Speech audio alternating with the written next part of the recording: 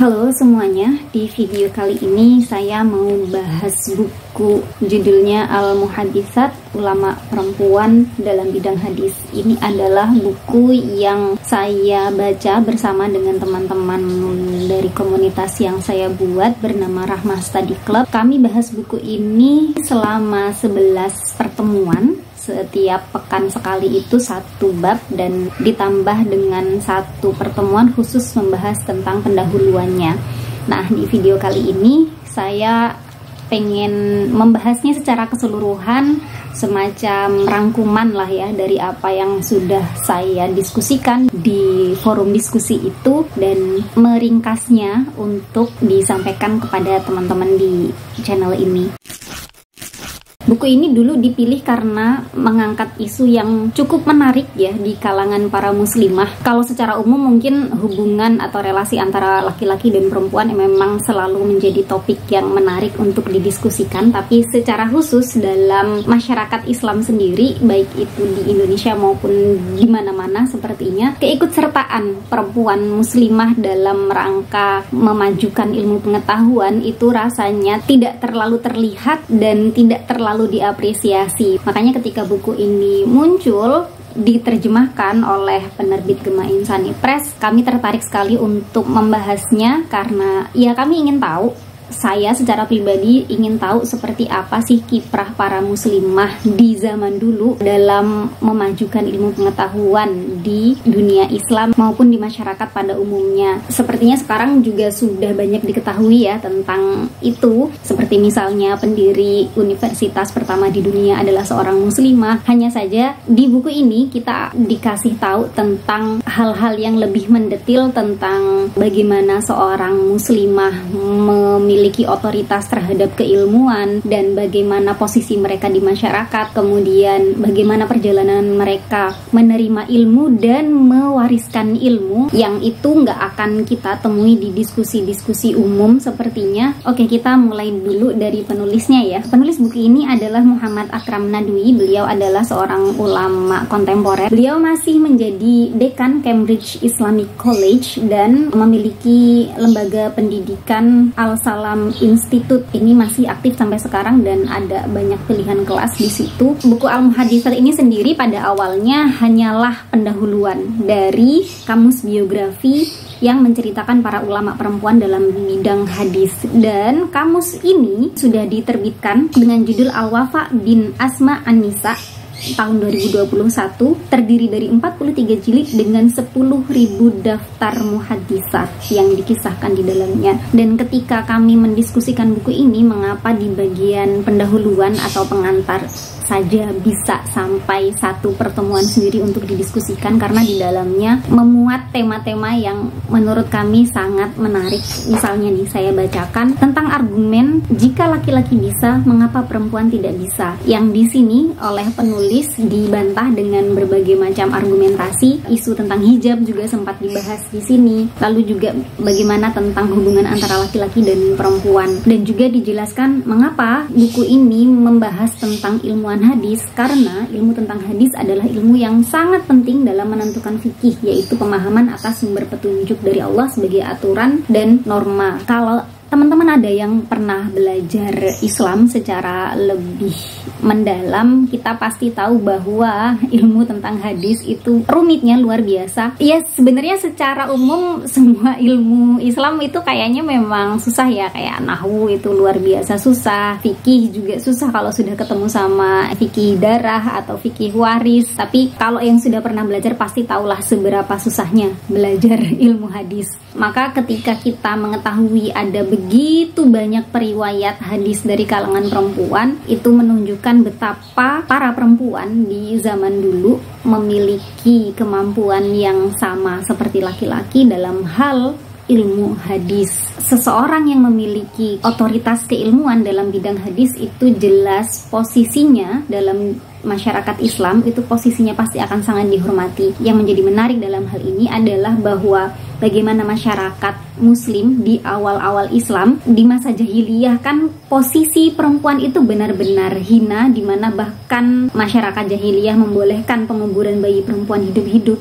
Dan ketika Islam datang secara tiba-tiba gitu, dalam buku ini dituliskan hanya berjarak 1 generasi, masyarakat muslim bisa kaum laki-lakinya itu tunduk pada otoritas seorang perempuan hanya karena dia memiliki ilmu. Betapa luar biasanya Islam itu bisa mengubah kondisi sebuah masyarakat dari yang tadinya tidak menghargai perempuan menjadi masyarakat yang sangat menghargai manusia. Dalam konteks ini, oke, dia perempuan hanya karena ilmunya. Bagaimana Islam itu memposisikan ilmu sebagai tolak ukur kemuliaan manusia hanya dalam 1 generasi, itu saya melihatnya itu luar biasa sekali. Di buku ini banyak sekali memberikan contoh-contoh kasus di mana perempuan itu memiliki peran yang sangat besar dalam penentuan hukum di masyarakat Islam pada saat itu. Bagaimana cara mereka meriwayatkan hadis, bagaimana cara mereka mempertahankan argumentasinya ketika sedang berdebat dengan sahabat atau dengan tabi'in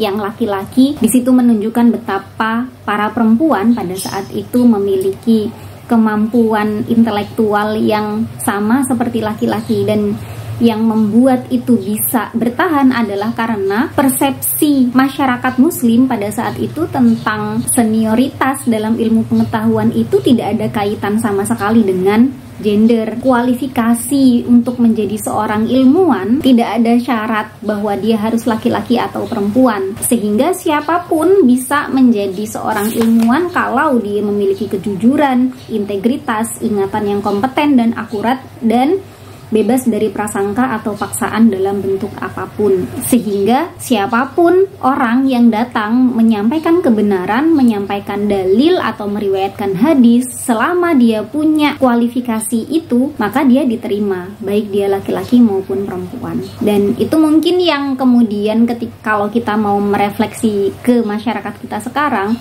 menjadi lebih sulit karena kaitannya juga dengan tradisi. Kita begitu sulit untuk menerima argumen dari seseorang yang mungkin terlihat lebih muda, mungkin terlihat tidak berpendidikan, tidak punya pangkat, tidak punya gelar, atau mungkin karena dia perempuan, sehingga untuk menerima ilmu pengetahuan sekarang orang itu yang dilihat bukan dari integritasnya secara keilmuan, tapi justru pada hal-hal yang sebenarnya sama sekali tidak ada kaitannya dengan ilmu pengetahuan.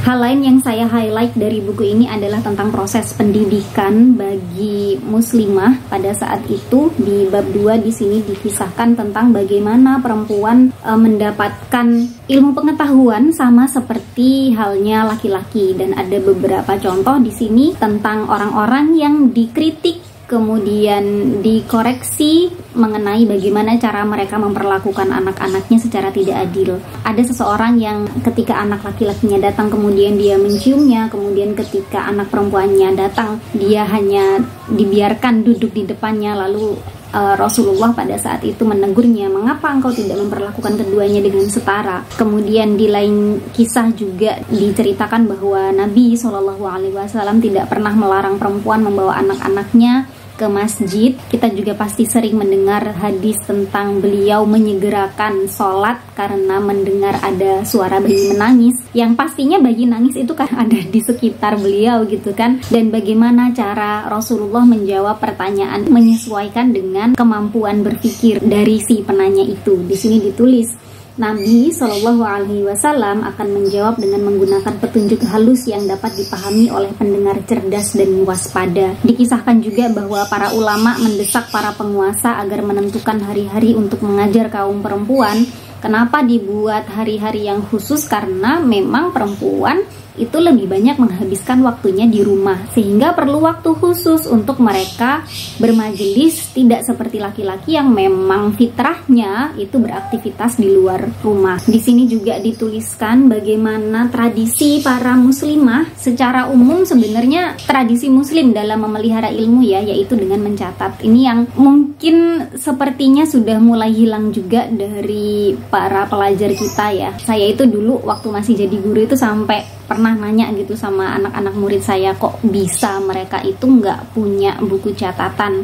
Dan jawaban mereka, ya karena sekarang kan sudah punya buku paket gitu ya. Agak miris sebenarnya, karena kalau misalnya melihat ke belakang, tradisi belajar seorang muslim itu adalah dengan menyalin kitab, yang kalau dipikir-pikir gitu dengan paradigma berpikir seperti sekarang, sepertinya itu sangat membuang-buang waktu. Tapi ternyata itulah tradisi Islam dalam memelihara ilmu. Ada satu kalimat dari Ustadz Muhammad Fauzil Adim yang sampai sekarang sangat menginspirasi saya dalam menjalani kehidupan, bahwa seorang muslim ketika menjalani hidup itu tidak follow the passion, kita tidak mengikuti bagaimana passion kita, tapi seorang muslim ketika menjalani kehidupan, terutama dalam hal pendidikan, kita tidak follow the passion, tapi kita follow the path.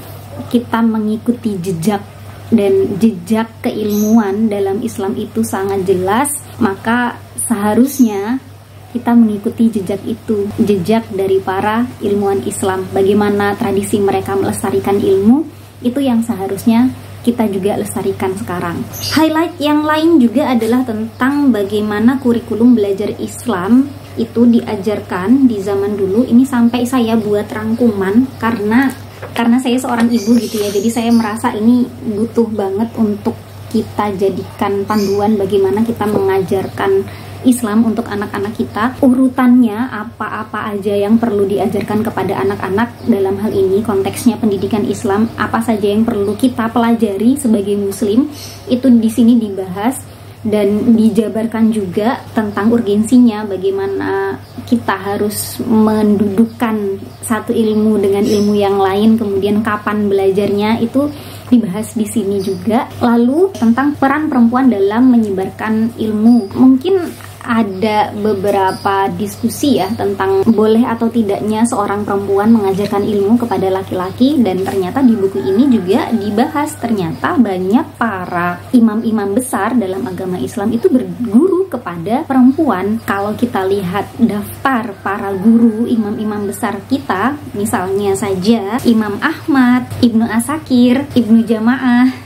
Ibnu Katsir, Ibnu Qayyim, ternyata mereka adalah orang-orang yang juga mengambil ilmu dari para ilmuwan perempuan. Dan bagaimana prosesnya, bagaimana praktiknya para ilmuwan-ilmuwan perempuan ini mengajarkan ilmunya kepada para laki-laki, ini di sini juga disebutkan seperti apa caranya. Bahkan sampai ke ranah yang lebih privat lagi, bagaimana suami menuntut ilmu kepada istrinya. Di sini juga diceritakan, ada kisah-kisahnya seorang ulama laki-laki yang ketika ditanya oleh muridnya dan dia tidak memiliki jawaban, akhirnya dia bertanya kepada istrinya. Di sini juga diceritakan ada beberapa kisahnya. Bahkan ada di beberapa bagian bagaimana perbedaan seorang guru perempuan mengajar dengan laki-laki yang kalau mengajar. Di sini dikisahkan dengan cara yang menurut saya sangat indah, karena bisa menunjukkan sisi keibuan seorang perempuan ketika dia mengajar, ketika dia mendidik murid-muridnya, sehingga rasanya tuh beda. Ketika seorang perempuan yang mengajar itu dia seperti seorang ibu. Ada juga kisah para sahabat yang mereka tidak menemukan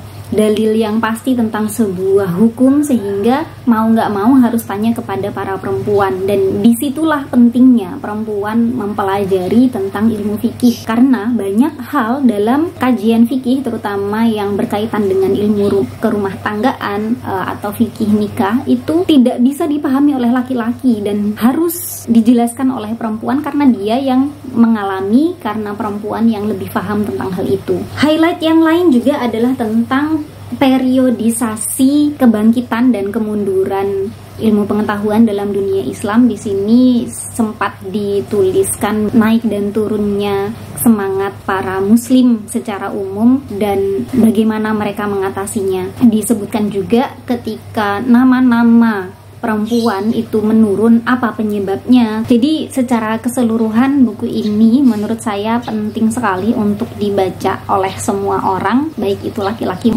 maupun perempuan. Teman-teman bisa lihat sebanyak ini yang saya tandain di buku ini, dan memang sebanyak itu hal-hal menarik yang bisa dibahas di dalam buku ini. Bagaimana cara Muhammad Akram Nadwi ini mengisahkan tentang keistimewaan para perempuan dalam meriwayatkan hadis, itu sangat indah, dan poin-poin penting yang membuat para perempuan itu menduduki posisi yang sangat penting dalam ilmu hadis itu juga diceritakan dengan sangat baik, sehingga buku ini menjadi salah satu rujukan yang saya sangat rekomendasikan untuk dimiliki. Kalau teman-teman ingin mendengar diskusi tentang buku ini dengan lebih rigid dan detail, teman-teman bisa simak diskusi kami di channel Rahmah Study Club. Nanti saya kasih link playlistnya di bawah. Untuk saat ini baru sampai 3 episode yang sudah diedit, tapi saya nanti akan berusaha untuk melengkapi semuanya. Terima kasih yang sudah menonton video ini. Sampai ketemu di video selanjutnya.